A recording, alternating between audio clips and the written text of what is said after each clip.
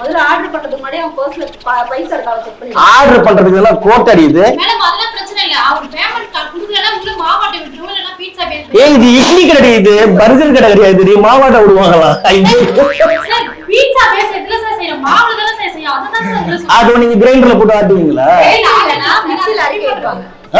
மிக்ஸில அரைப்பீங்களா? உனக்கு வந்து பாத்தீங்கன்னா ராப் சொல்லிட்டா. ராப்னா வந்து இந்த பாப் ராப் இல்ல அது சொல்ல. Veg wrap. சரி. நீ சாப்பிட்டிருக்கியா அதுக்கு முன்னாடி?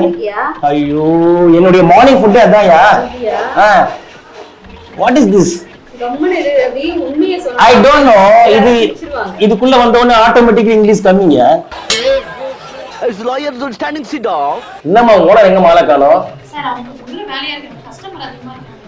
நீங்க அப்ப நீ வெட்டியா இருக்கிய வேலை இல்லாம? சொல்லிதான் தொலையம்பா. நான் தான் சொல்லிட்டேனேப்பா. அந்த பொண்ணுக்கு புரியல நான் என்ன பண்ண முடியும்? ஒழுங்கா சொல்லணும். இங்கிலீஷ் பேசுறது. சரி மாமா என்னம்மா நான் சொல்ல அவ்வளவுதானம்மா.